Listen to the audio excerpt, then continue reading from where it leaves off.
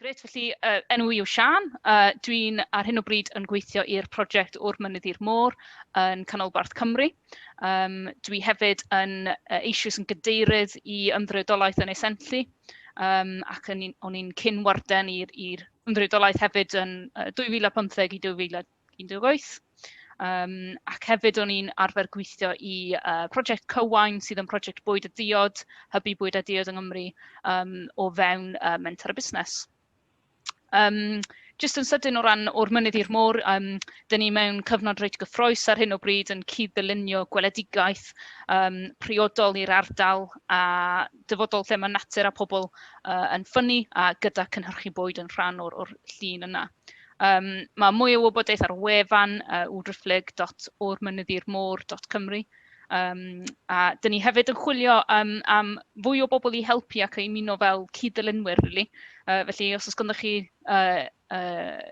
diddordeb yn hynny, croeso fawr i chi cysylltu efo ni. Felly, nawr at heddiw, a yn barod mae'r wythnos wedi bod yn diddorol tu hwnt, a mae meddwl fi bach fel sponge, a dwi'n gobeithio dwi eisiau fatha trial tynnu'r wybodaeth allan o'r sponge na, gobeithio fydd yn swnio yn gall, ond o bosib fydd yn swnio mwy fel bach o dribble yn dod mas o sponge, ond gobeithio fydd yn swnio'n iawn. A'r trafodaeth ni yn yr sesiwn yma yw dysgu o'r gorffennol a llunio'r dyfodol, sydd yn reit cyffrous. Ac dwi'n meddwl mae Carwyn wedi cychwyn y diwrnod yn wych, ac un o'r pethau nath Carwyn ddeud bore yma yw yr gwersi annisgwyl gallwn ni ddysgu i llunio'r dyfodol a'r opsiynau sydd gyda ni nawr. Mae hwnna fatha yn flaen meddwl fi.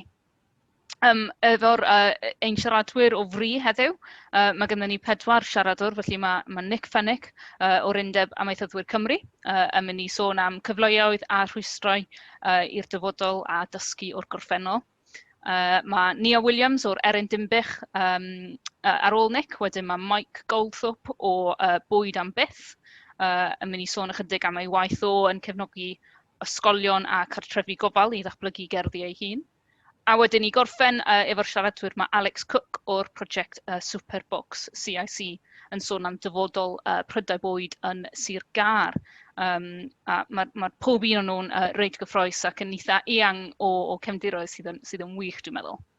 Ond cyn i ni fynd y bellach, dyn ni'n ffodus tu hwnt i gael clip fyr iawn o'r prosiect FFERMIO cymysg mae Jane wedi bod yn gweithio gyda o fewn yr Biosffer Dyfi.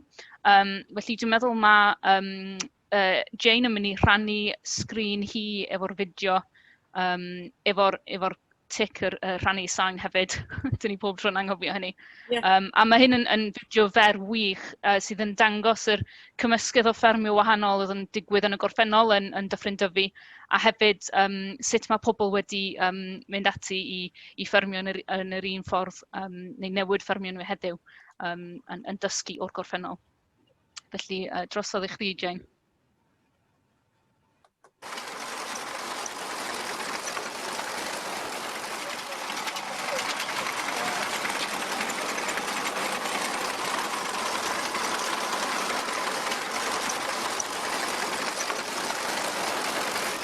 Dyfu tatws. Ie.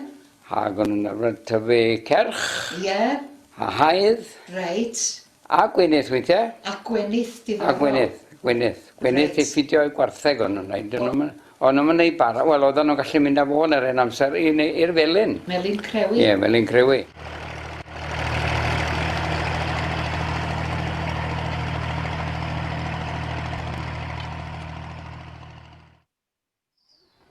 Tyfu haidd a ceirch yn arbennig. Oedden ni'n bita lot o geirch yn y dyddiau ni, ac oedd y gwartheg a'r cyffyle wrth gwrs yn dibynnu ar geirch i gael nerth i wneud gwaith y fferm ynde.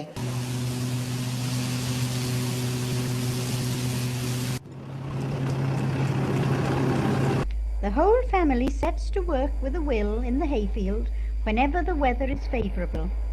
That is, with the exception of Sunday, when no one works in the fields, even though they can ill afford to lose the smallest fraction of the harvest, which is never very plentiful, even at the best of times.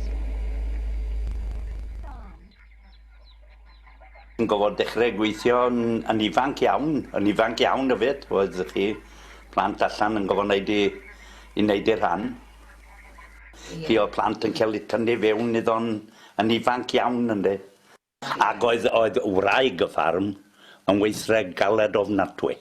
Gweithio allan, mynd nôl i'r tŷ wedyn ynddi, a swp o blant eisiau ffidio a'i edrych ar ei ôl. Oedd yn fynywed oedd yn gweithio'n galed ofnadwy. Amser cnifio ac amser dyrnau a felly newid o'i gilydd, helpu gilydd. Dod at ei gilydd, ynddi, ie.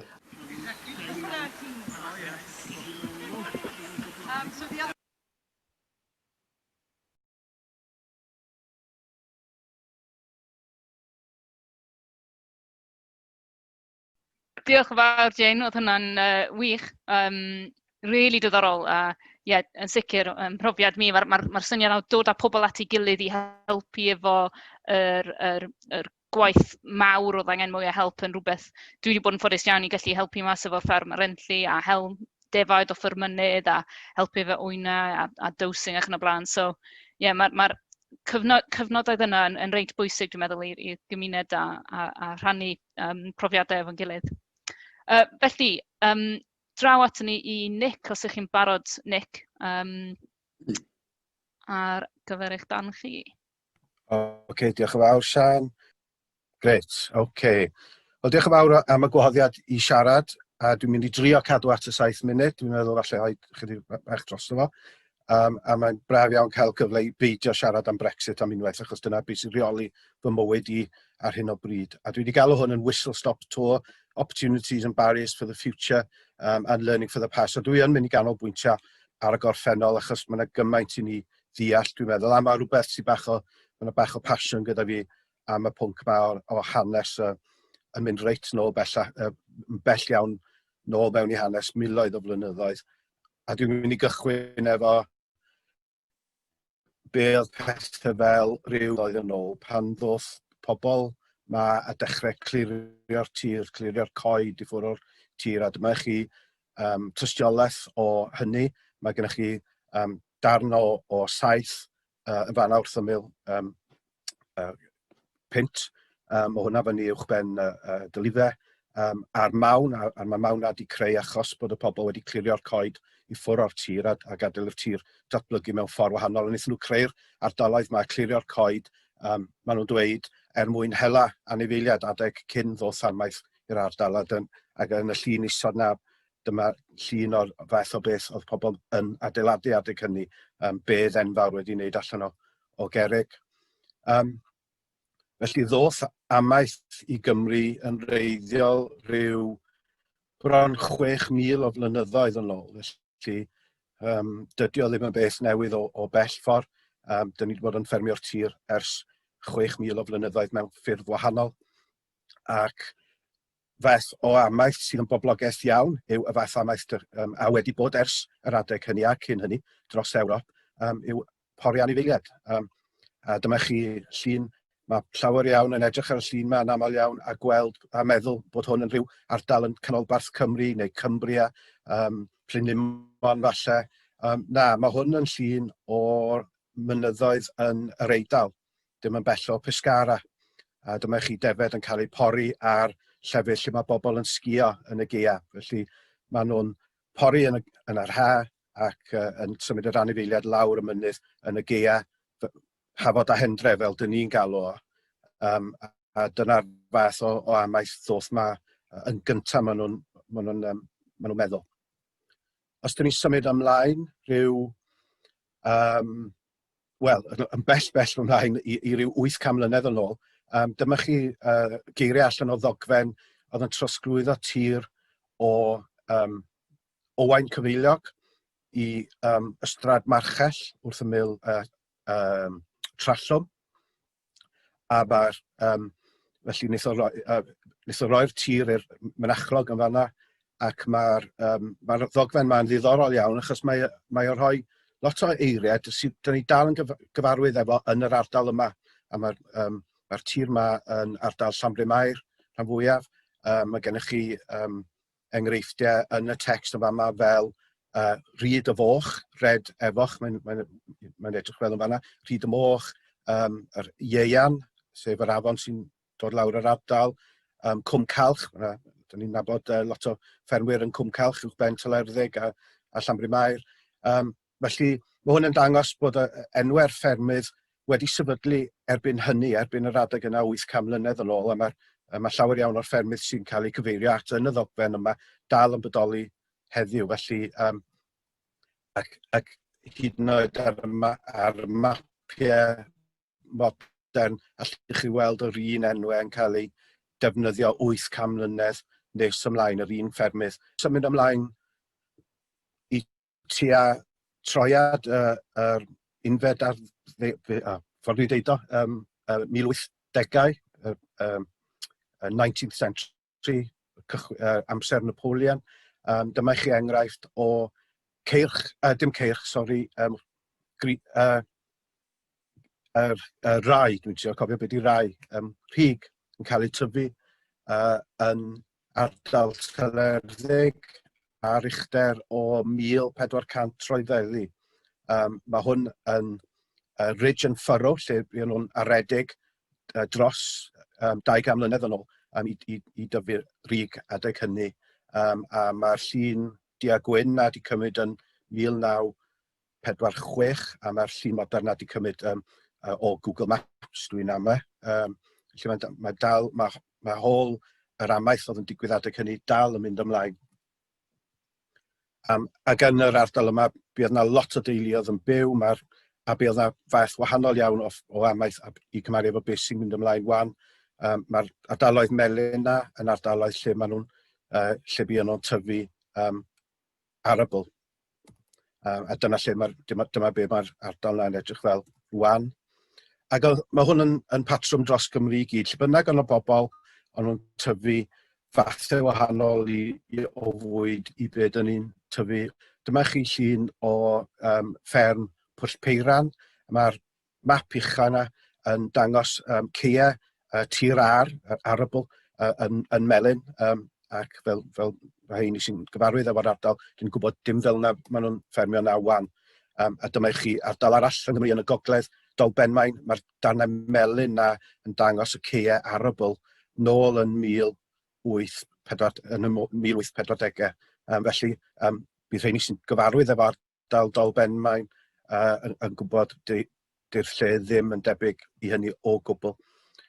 Ac os ni'n sôn am y gwaith yma sy'n newydd gael ei ddangos yn fideo, Mixed Farming Histories and Futures, gwaith y Dyfi Biosphere, mae'r gwaith yna'n arbennig o dda o ran dangos beth sydd wedi newid. Mae'r map yma'n dangos y fathau o dir, neu defnydd tir nôl yn y 1840au, oedd wedi cael ei cofnodi yn y mapiau degwm.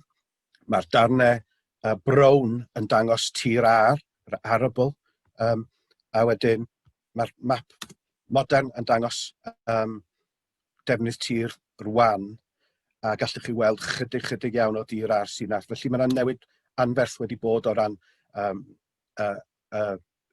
tir ar, faint o dir yng Nghymru sy'n cael ei defnyddio i ffermio y fath yna gnydau. Mae tua trydydd tir, mae wedi cwmpo i tua trydydd o be oedd o yn y 1870au, mae hwnna'n cael ei ddangos yn y graff yma. A wnaethon ni waith blynyddoedd nôl efo prosiect y mapiau degwm o'r enw Cynefin, a mae yna adroddiad ar ein wefan ni sy'n dangos y newid yna, newid anferth yn yr ardaloedd. A'r patrwm yn yr ardaloedd buon ni'n edrych ar yw bod yna gynnydd enfawr yn faint o goed sydd yna ers yr adeg hynny yn y 1840au, a mae yna cwymp anferth yn faint o dir sy'n cael ei ffermio fel yna. Felly, lle mae'r pethau drwg na pethau gwyn mae pawb yn beio am beth sy'n mynd ymlaen? Wel, dyn ni wedi edrych ar lle mae heini wedi mynd yn y mynyddoedd, mae pobl yn cysylltu defed efo mynyddoedd, a mae'r ffigurau dyn ni wedi cael sy'n mynd nôl i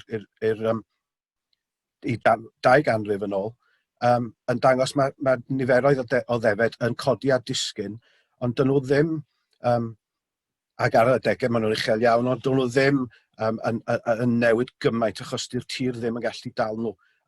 Y gwir yw, mae'r defed wedi cymryd lle lot o'r tir A yma, a mae'r da byw wedi cymryd lot o'r tir A yma, yn enwedig yn y rhwyfi is. Mae effaith mawr wneud ddigwydd yng Nghymru wrth gwrs o ddeddf, a dyma chi enghraifft o be wneud ddigwydd i un daliad. Dyma be oedd y daliad fel yn 1840, dyma be oedd o fel yn 1946, dyma be oedd o fel ar ôl i'r forestry prynio yn y 50au, a dyma'r 70au, mae'r tŷ wedi mynd, a dyma be mae'n edrych fel rwan. Felly newidiadau enfawr, allwch chi weld rheini yn y llun yna. Sorry Nick, just un funud ar ôl. Right, okay. So o ran y dyfodol, restoration of mixed farming, dwi'n dweud hwn yn Saesneg wan, allai byddai bach yn gynt. So there are huge reasons for moving ahead and restoring mixed farming. And I've listed those there: local biodiversity, reconnecting with food supplies, etc., better for climate change.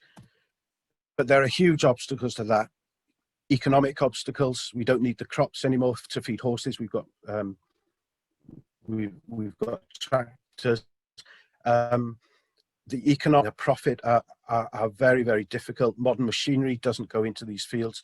And I'll jump, sorry Siân to go over time so much, but I'll jump to the end and I'll say that Wales is fantastic for growing grass and the risks are tiny there. So I'm not suggesting we don't need to do it or need to try and do it, but we must be aware of the obstacles. Diolch yn fawr. Brilliant. Diolch yn fawr Nick, oedd hwnna'n wych a perffaith, a dwi'n siŵr fydd yna amser yn y diwedd i ni cael mwy o cwestiynau ac allai sôn ychydig bach mwy. Diolch yn fawr. Dwi'n wastad ffindio bod mapiau fel yna mor hynod o diddorol gweld sut mae pethau wedi newid dros amser. Felly nawr dyn ni'n mynd i croesawu Nia Williams sydd wedi bod yn gweithio yn hybu'r Eirin Dinbych ers blynyddoedd maith. A mae ddi hefyd yn cyfarwyddwraig gwirfoddol gyda'r Slow Food Cymru movement. Felly draw i chi, Nia. Eirin Dinbych, dyna'r prif bwnc na I siarad amdano. And I'll speak in English because I've prepared my notes in English. Now, the first reference to the Vale of Clwyd Denbigh Plum was in 1785, and people had these trees in their gardens, in their orchards, throughout the Vale of Clwyd, and they just took it for granted. However, as farming changed in the Vale of Clwyd, and of course being Grade 2 listed, Grade 2 land in the Vale of Clwyd, people realised the value and had to change their practices, and a lot of the orchards were grubbed and disappeared. However, in around 2009, a group of people in Denbigh were looking for an opportunity to promote a unique historical product associated with Denbigh, and they came up with the Denbigh Plum. It started off with a food festival to celebrate the plum, and as a result, this has developed into not only a fantastic food festival that attracts close on 5,000 people to a small town of Denbigh, but it also has developed into the planting of new trees and orchards, community orchards with lessons learned, private gardens, and now a commercial orchard has been planted by a local farmer who's also involved in food production. What was going on was that a lot of the fruit was going to waste. People had a glut, didn't know what to do with it, and rather than it going to waste, now people can't get enough of the plums when they are in season, because the plum season tends to be a short 3-week season, and it varies from year to year. particular year. It was about 2 weeks earlier than usual. So there's a group of people in the area who go out and pick and then either share with the various food producers, or they're frozen, ready for events throughout the year.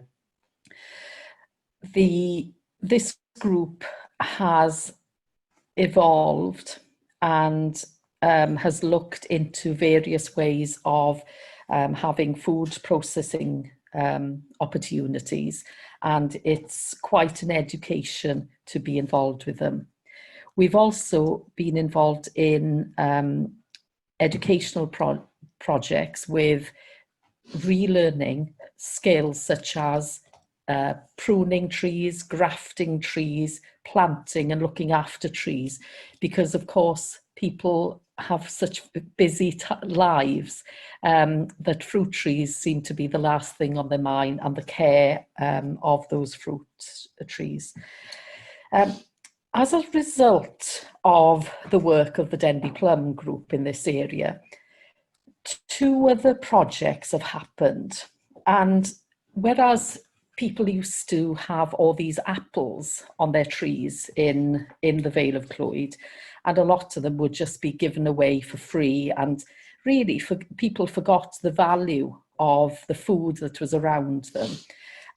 There's a community apple and cider pressing that's been set up by a group of men in a local village, and 2 companies set up locally now producing local apple juice. One of the most frightening pictures I have is driving through East Anglia about 2 years ago and seeing all these fruit orchards, all these apple orchards with the fruit just being left to rot. When all this fruit is being sort of imported into this country and people are not putting value onto what we're already producing, and yet people expect to be able to eat everything throughout the year. And I think it's important for people to realise the value of fruit and vegetables within their season and to eat things in season. And I hope for the future that there will be more interest in local produce, because the Denbigh plum is Wales's only plum. And thanks to the Welsh Government that we were able to secure protected status for the plum. So it's now known as the Vale of Clwyd Denbigh Plum, PDO. And if any of you were wondering, well, what's going to happen? Sorry, Nick, I'm going to mention that awful word starting with B, Brexit. That DEFRA at the moment are introducing a new PGI, PDO,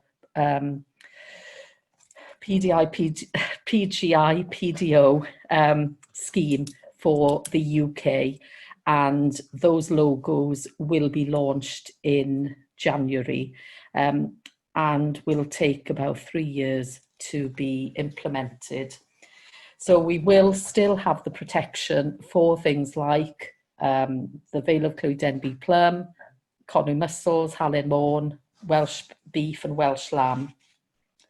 But I think my message, having been involved as a volunteer, even though it's taken over my life, that we must look at what we're eating and also look at what historically has been available and grown in our area.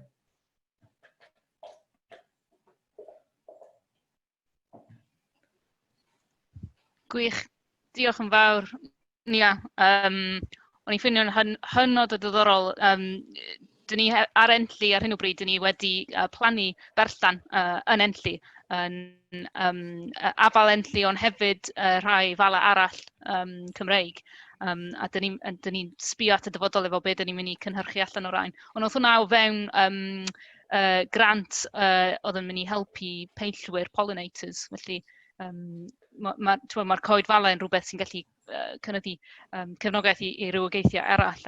Oedd yn diddorol cofio nôl at be oedd Carwyn yn dweud bore yma am faint o mor bwysig oedd y berllan yng Nghymru ac yn bwyd a diod Cymru yn y gorffennol.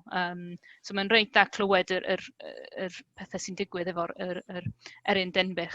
Gaeth ddod a dweud yn Dyffryn Clwyd, oedd Dyffryn Clwyd a sawl perllan, ond oherwydd bod y tir werth gyment ar gyfer amaeth, bod lot o'r perllannodd wedi cael eu torri lawr.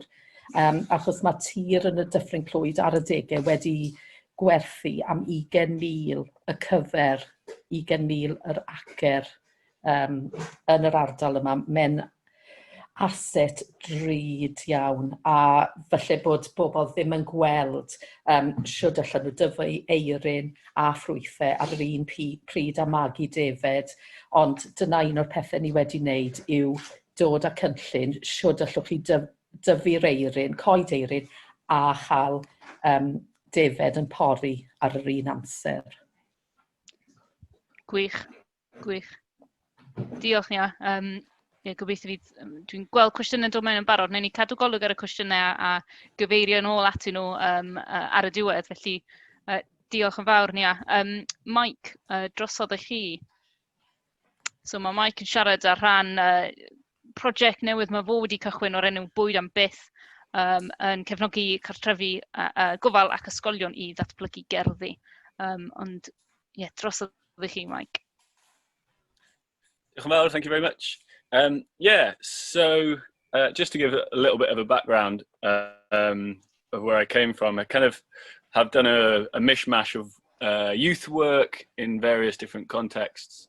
And then I'm fairly new to kind of the growing side of things. I did a traineeship at llunio'r last year. So I've kind of fused those two areas to this project, which has kind of been in the pipeline. So Bwyd am Beth, which means food forever in Welsh. And it's all about creating, well, it's about engaging the people that I'm working with in creating the spaces. So if I just went in there as a gardener or a farmer and did the work, it wouldn't give the opportunity for those people to build a relationship with the landscape they're in. So creating spaces of abundance and getting kids to kind of understand where their food comes from, so they understand their needs a little bit better. It's a huge thing in the care work stuff I did was about understanding our needs and feeling secure that we can meet those needs. So in that sense, it's about a lot more than just how to grow vegetables and the kind of the information and the content. It's also an opportunity to grow virtues and values.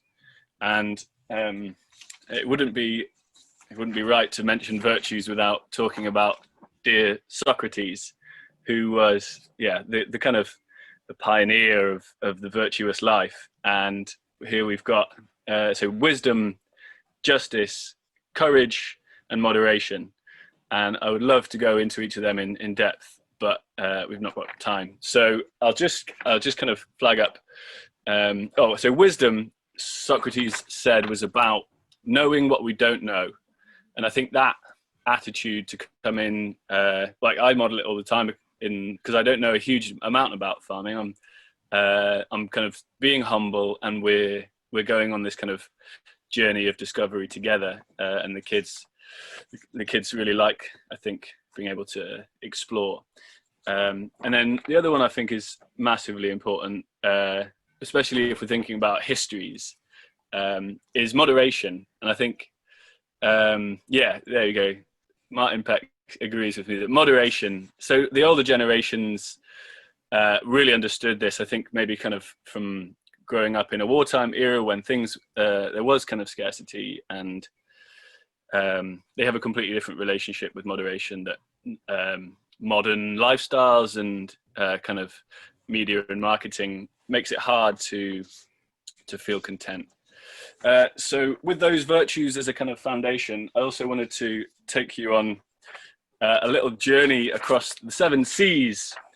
And these are kind of the values that I bring into the I got distracted by questions, but stay focused.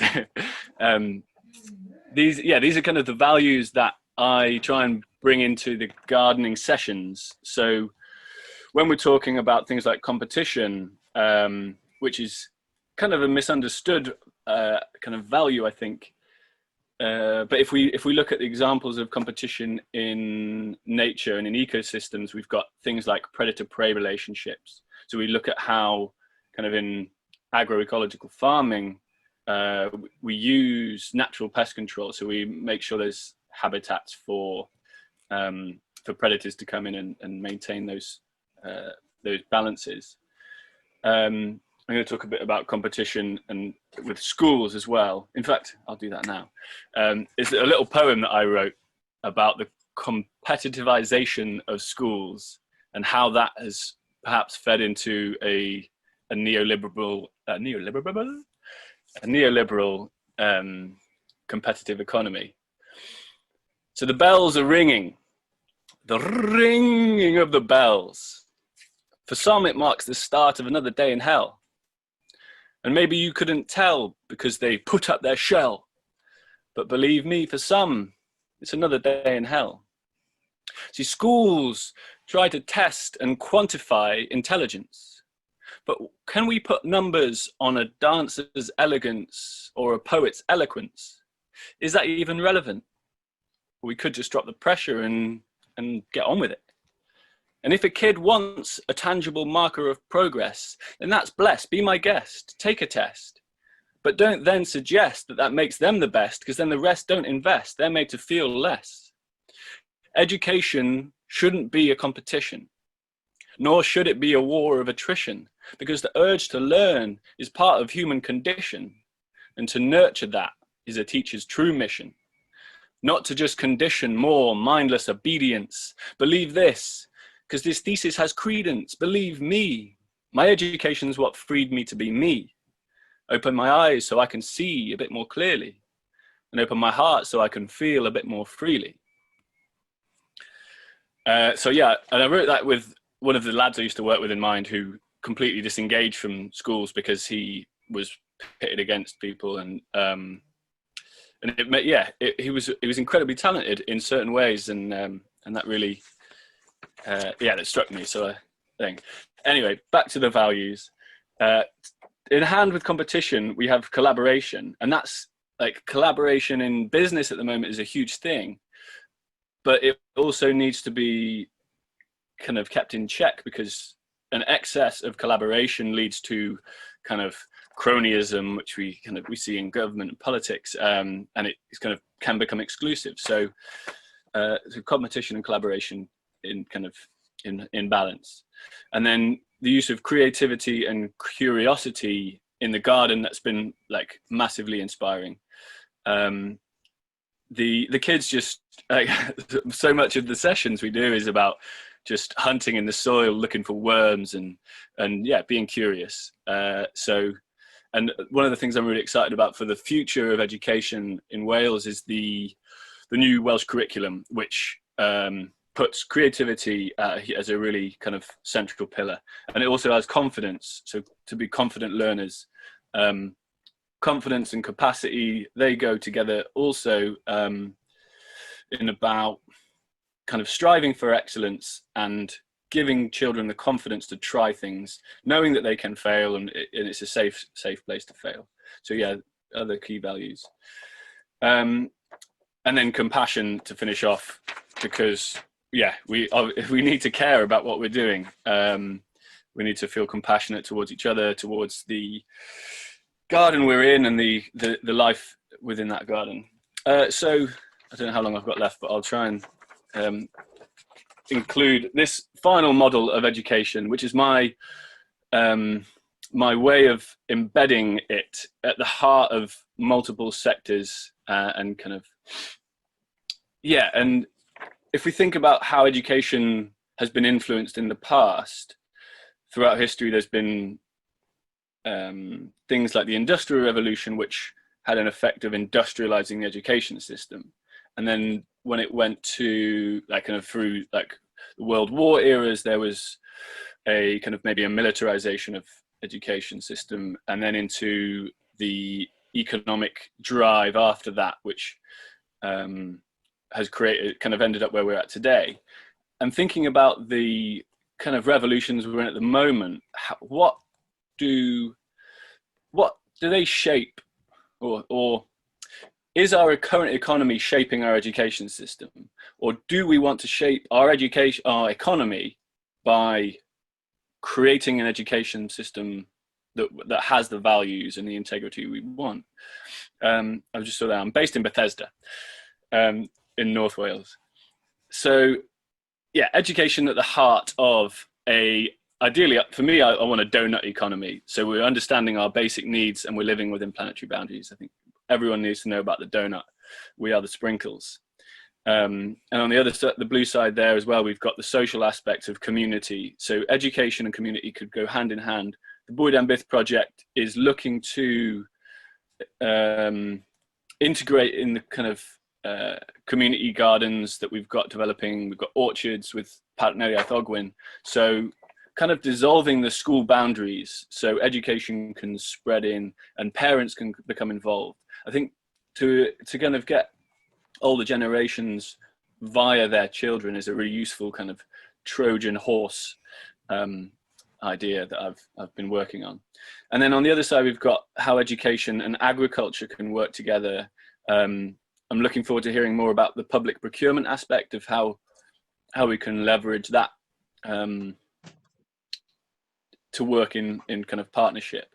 And if kids have seen, if they've been to a farm open day and they've seen, oh, like that's where my school dinner's coming from, and we've got that in the garden ourselves, I think that becomes a lot more palatable for the child if they, if they've experienced it.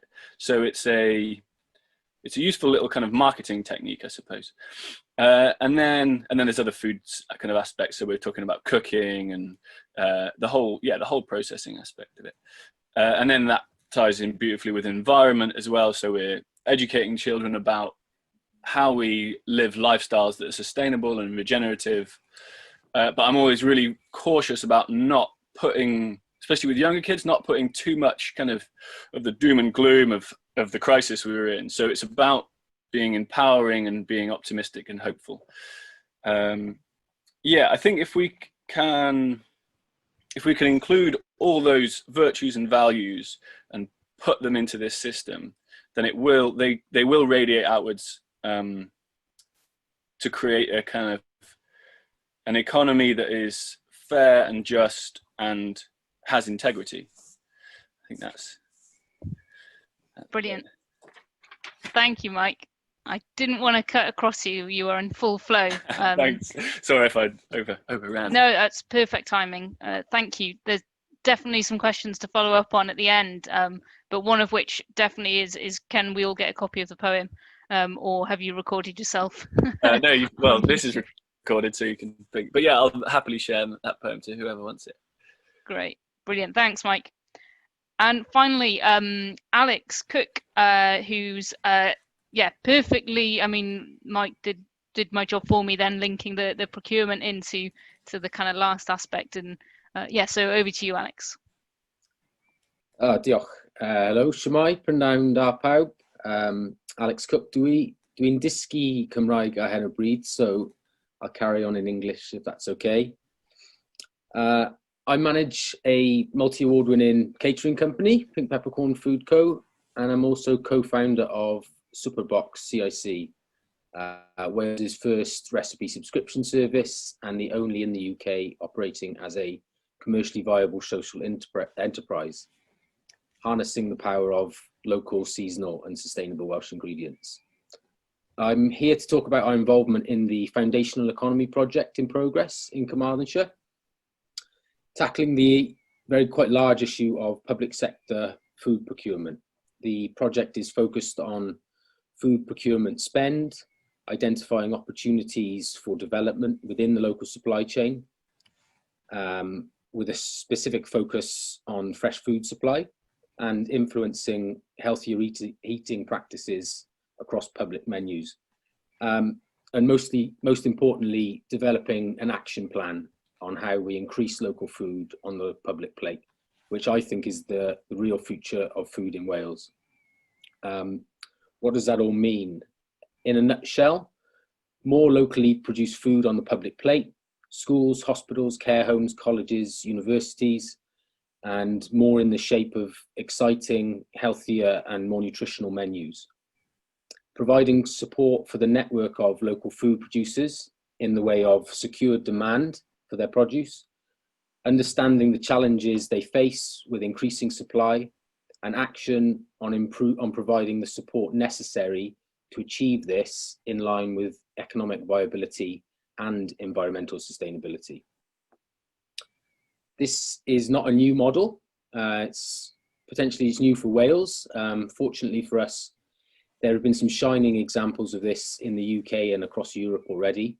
And we've connected with the people that have helped build these systems and aim to build on the work already done in a fully transparent way, including the pioneering academic research in Preston, which I'm sure a lot of people are aware of, looking at local food systems to help develop food security, enhance health, well-being, sustainability, and local resilience of communities and economies, and the groundbreaking dynamic food procurement model in Bath back in 2016, which feels like a long time ago now, blending technology with sustainable food systems on the public plate, which is really truly inspiring to me.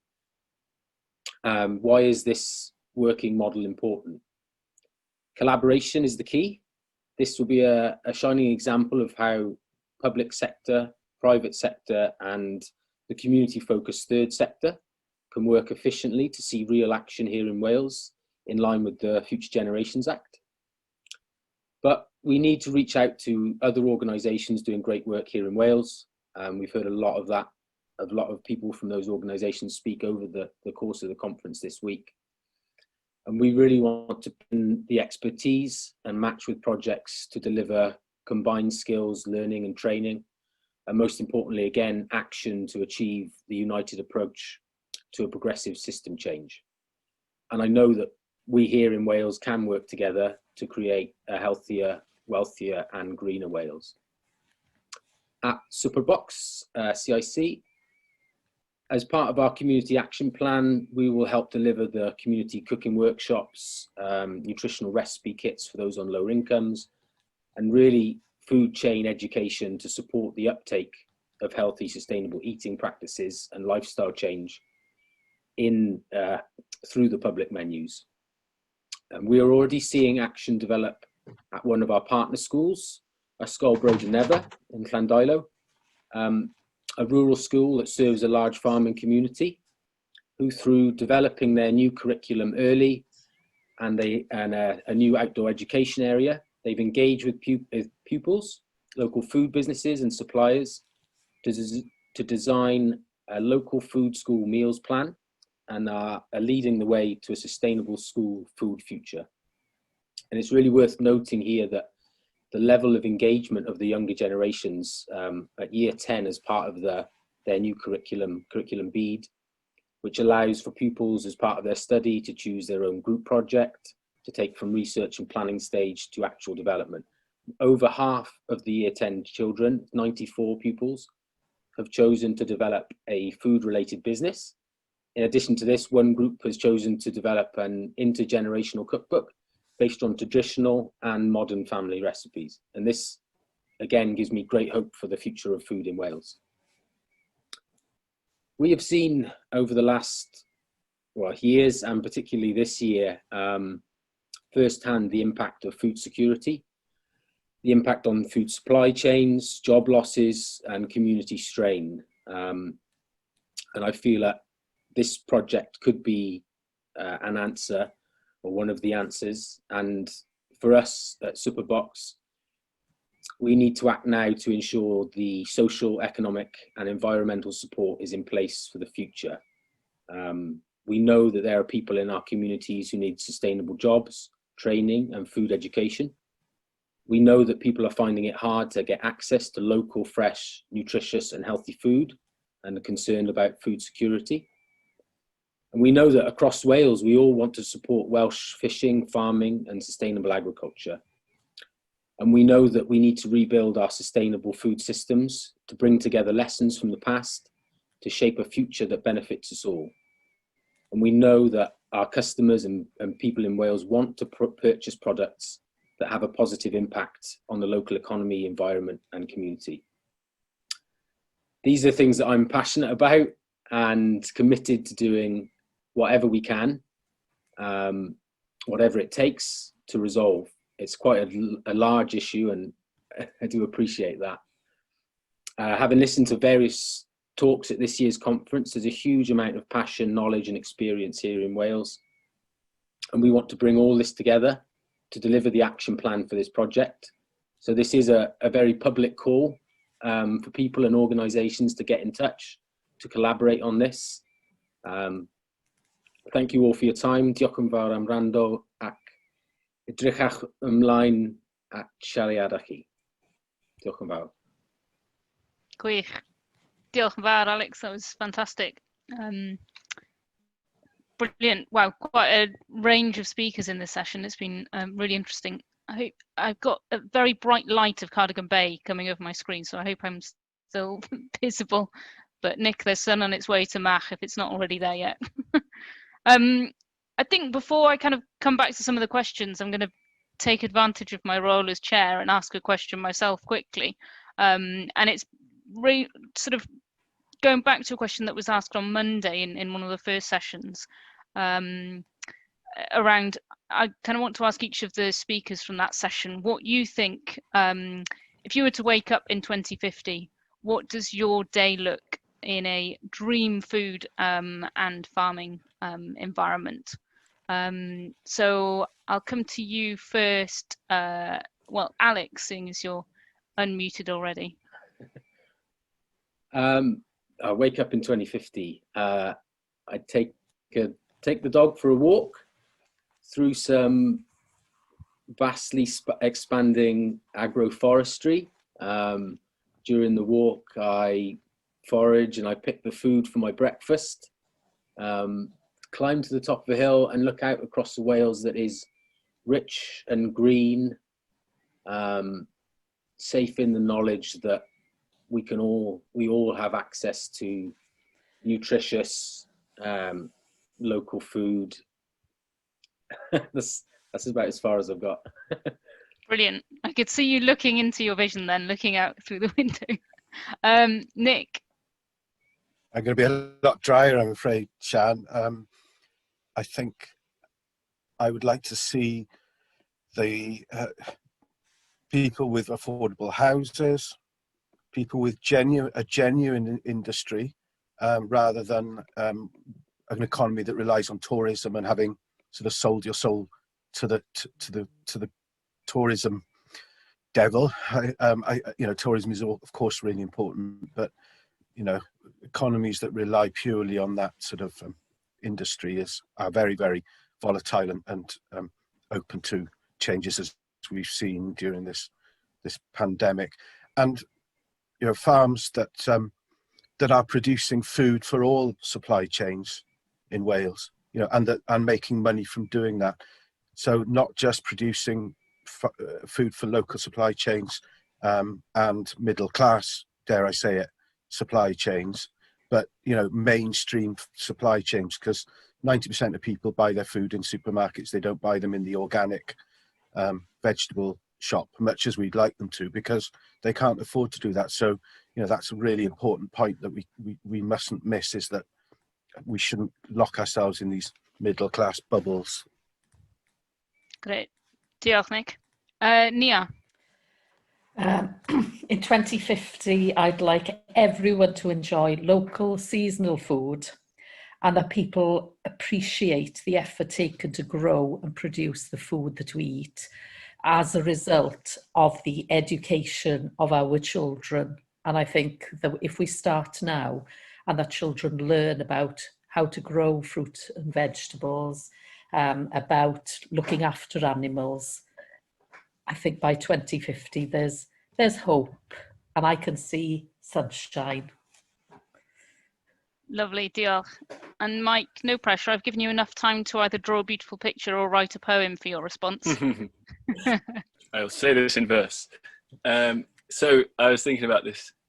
We did it the other day as well. I'd be 61 years old, so I'd wake up and probably feel a bit stiff because I've been doing years of hand weeding and my back's going.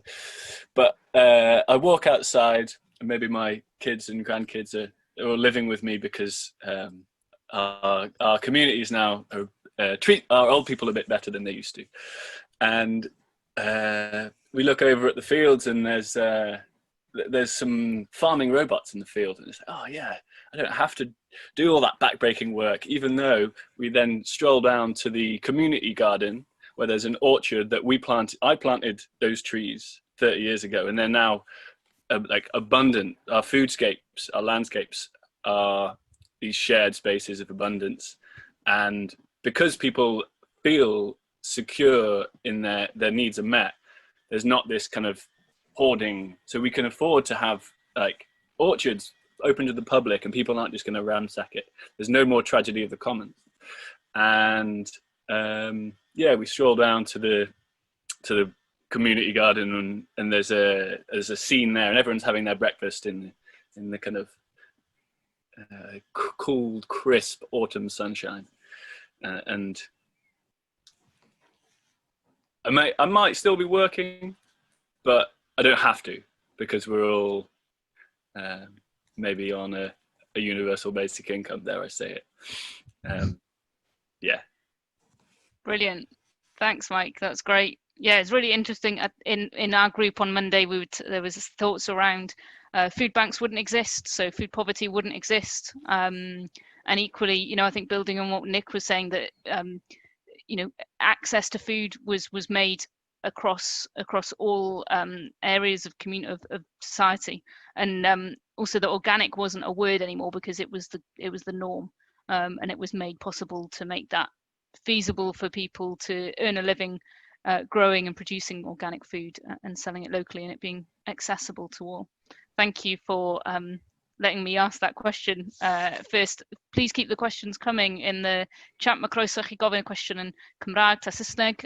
You're welcome to ask the question in Welsh or English. So one of the first questions that came up for you, Nia, what products are developed from plums, and what happens to the waste after pressing? That's from Eunice. Well, I've got a bottle here of cider Eirin Dinbych, Denbigh plum cider, Denbigh plum chili jam. What else have I got? I've got Denbigh plum, I think this might be vodka or gin. Plums are the most versatile fruit you could imagine. You can have savoury, people have made breads, pies, marshmallows. We had one person who made plum barbers, you know, rum barbers, but, you know, in a plum sort of sauce.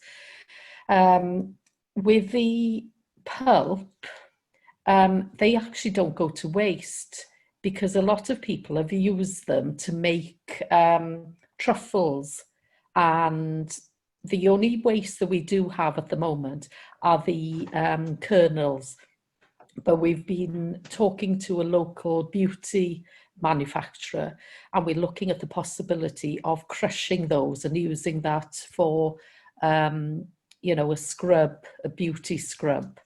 So plums, you know, we've had so many things, and people have been very, very inventive. Oh, Brilliant. We in order to fund, we've had china cups and plates and artwork and all sorts from local artists, and a potter has been using the bark of old trees that have had to be felled, because apparently if you burn that, you can use it to produce glazes for pottery. So it's incredible what you can do. Wow, amazing. Definitely learning from the past, and you're shaping the future there as we talk. Another question for Nia, but possibly for Nick as well. Question about combining sheep and fruit trees using alley cropping.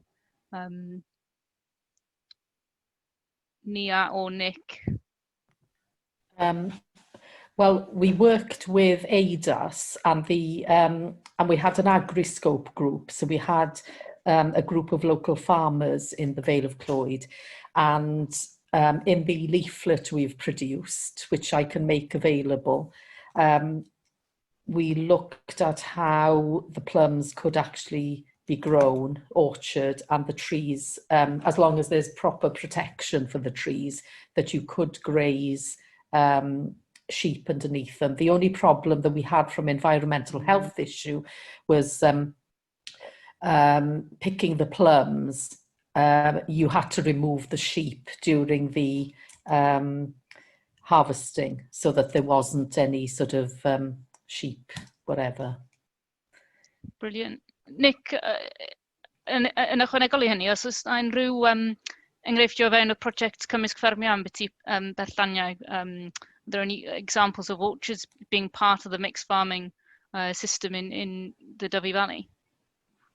I think I'm not aware of any, but it wouldn't surprise me if there are. I think, I mean, like Nia, I remember going to places like Gloucestershire on the way to see my mother's family and driving through orchards, etc., and then seeing them disappear. And those orchards were obviously very mixed. They were growing apples, and or they were the apple trees that remained from when people used to grow apples. And then there were livestock in those fields as well. We've seen some unfortunate EU legislation that is an obstacle to this.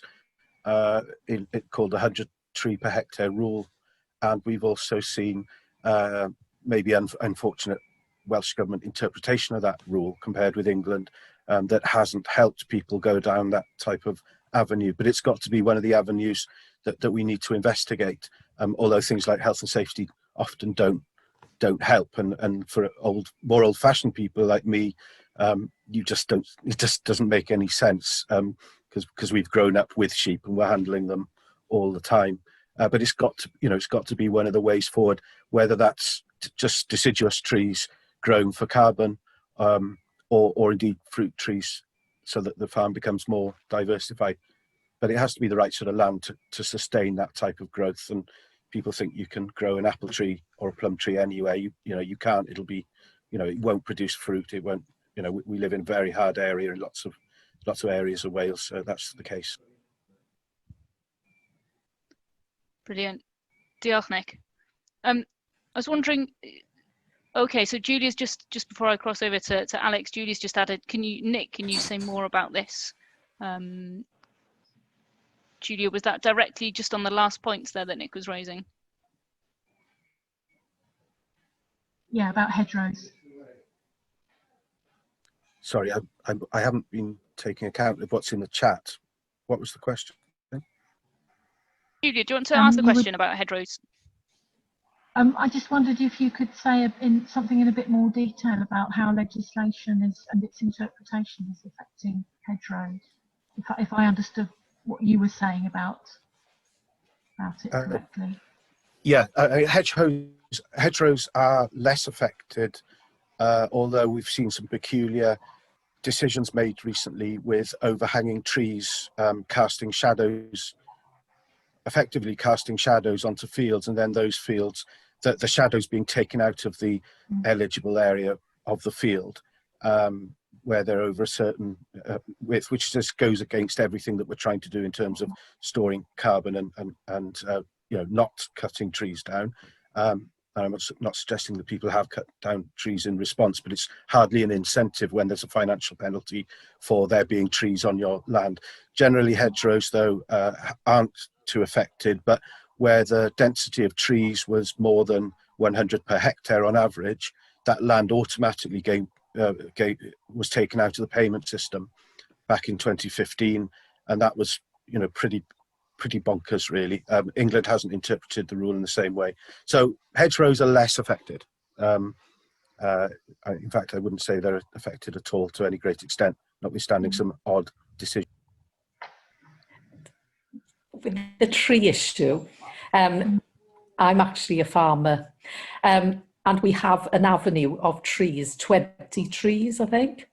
And somebody from the Ministry of Agriculture spent half a day measuring round the tree guards. And that's, you know, to take them out to the pavement. Crazy system.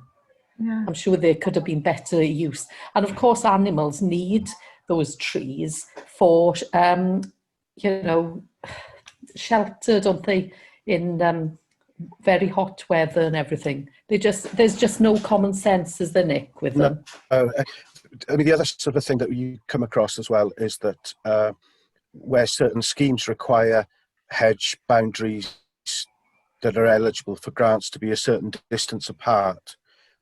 If you live in a more old-fashioned farm with small field boundaries, when you start to, small fields, and then you start to take 3-metre hedges out of those areas because you want to plant new hedges, and the rules say it has to be 3 metres.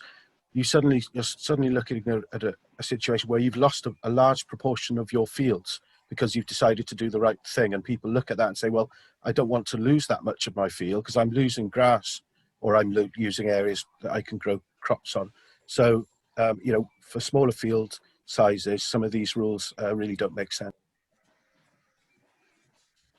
Yeah, as Mark has mentioned, there was a really good session, a couple of good sessions on agroforestry on this a couple of days ago. I think it was the Tuesday. So if these sessions are available to rewatch again, I recommend watching some of those sessions, Coed Cymru in particular. Alex, just coming over to you, kind of when we spoke the other day, felt really inspiring hearing about what you're doing in Carmarthenshire. What do you think are the biggest barriers at the minute to other parts of Wales? Is Carmarthenshire kind of, are there any other areas in Wales where it's done before? Someone was mentioning to me something about Cardiff looking at improving their local food procurement system. Yeah, there is I think Monmouthshire are doing the same. To my knowledge, this is the first foundational economy project that's looking at the procurement of local food on the plate. I suppose one of the barriers is the definition of local. So we can only grow what we can grow in Carmarthenshire. So I think the most sensible approach is to look firstly to businesses and to growers, or to opportunities within county, and then we're going to look at the opportunities that could plug gaps across South Wales, Mid Wales, and even we're looking at sort of anything that's sustainably grown. So we're talking about sustainable British grains. So that's kind of the angle. I think that would be one of the biggest barriers. And then the whole purpose of this project, or one of the purposes, is to understand the barriers for producers entering the procurement model, I suppose. So that's I think that's quite a large barrier, and it's fairly daunting for producers, especially by and large, a lot of them are smaller enterprises. Sure. Yeah, and so it's about, is it about providing that support to local producers to access that procurement process and sort of upskilling in that, or providing that skill support, or about breaking down the procurement into different blocks? A bit of both, really. We want to engage with suppliers, unions, to understand what those barriers are, and then develop action that can support, whether it's diversifying, whether it's supporting them gain access to the procurement, public sector procurement, and at the same time breaking down those barriers, making it easier with, as I mentioned before, the dynamic procurement model in Bath and Somerset, to work to just make it easier for people who are producing the, as we all know, amazing Welsh produce. So we need to get that onto the plate, and we'll sort of do. We started this journey, myself and Simon from Rights. We're collaborating on the supply advisor role. We started this journey probably about 2 years ago, and And we were coming sort of quite from grassroots, shall we say, from the bottom up. But it's quite comforting to know that this now is coming from both directions. So this is headed up by the Public Service Board in Carmarthenshire. So they can break down any barriers through legislation, and we can break down any barriers by developing our knowledge of the local supply chain and what their barriers are. Yeah, brilliant. I think it was something I just caught a little bit of the conversation last night that Andy Middleton was hosting, and kind of trying to get the top down and the bottom up to meet in the middle. Otherwise, if we wait for the top down, it's just not going to happen. So we need to push from below as well. Brilliant. I'm just trying to keep track of so Tammy Dalston's alternative food and farming approaches tend to be geared to tourism and middle class foodies. They also reflect the true cost of food. So I think that's where the project that you're working on, Alex, is really interesting, because it will still support local food production, high value food production that's also going into public schools and hospitals and such forth. Yeah, and I on that note, I think that this I don't want to call it a myth, but I was surprised when I first moved to the area running my catering company, that I could get locally grown organic leeks of 10 times the quality of the supermarket at a cheaper price.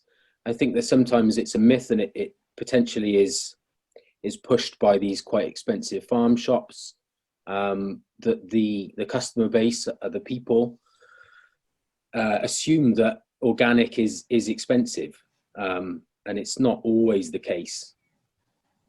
Really isn't. So yeah, I think, the example up in,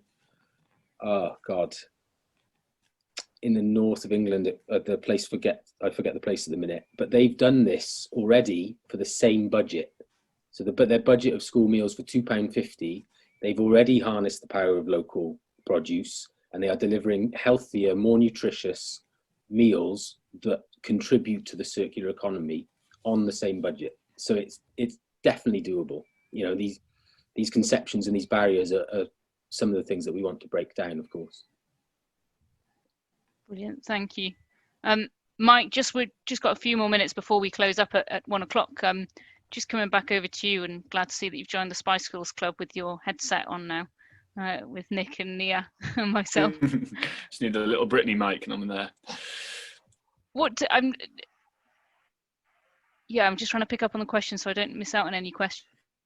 So Julie's just saying, is there an argument for a more affordable Welsh registration scheme for ethical food producers? I'm not sure if that question is the perfect one for you, Mike, but feel free to pick that one up or pick up on any of the questions earlier on. Yeah, gosh, I've been kind of in and out of various questions. When it comes to affordability, I think if we go down the seasonal aspect of it, it becomes so much easier to be affordable. So I think a big part of it is, so my experience with working at Tyddyn Teg, when we were buying in the stuff that we had to buy in wholesale, compared to the stuff we were growing ourselves, was it was just so much less economical. So it gave the sense to people maybe coming in that that organic food is more expensive, but then we were able to give our homegrown stuff at such bargain prices. So how to include that in the economics of it. I think I was in an interesting one on Monday about how until we can make the economics add up, which either comes from true cost accounting, essentially, the stuff that the Sustainable Food Trust are doing on certifying that's more than just the organic certification, I think is really interesting. If people are not familiar with the Sustainable Food Trust, that's well worth following up. So they're looking for a certification that goes into I think there's 7 markers of sustainable or regenerative agriculture, which includes the soil health and various stuff. So that will level that affordability playing field hugely. Brilliant. Yeah. Yeah, so distracted. Lovely. That's okay. Diolch, Mike. It's okay. It's just that I've got... So I think that brings us pretty much to the close of our session. It's been quite a varied conversation. So diolch anferth I Alex, I Nia, I Mike a Nick. Mae wedi bod yn trafodaeth reit diddorol o amryw o wahanol sefyllfaoedd. Thank you, Alex, Nick, Nia and Mike. It's been a really interesting conversation with such a wide kind of backgrounds. So yes, as Stephen just popped in the talk, there's going to be a little bit of a break now between 1 and 1:15, and then chat over lunch about the Penllyn partneriaeth Tir y Môr, which is great and is something that we're looking at from the Mynydd i'r Môr standpoint. So yeah, thank you again, all the speakers, and again, just take this opportunity to thank Jane and Stephen for all the work, and all the work behind the scenes that goes into things like this. It's been excellent being able to be part of a good few days and slipping in and out of different conversations. Diolch yn fawr. Felly, diolch yn fawr pawb.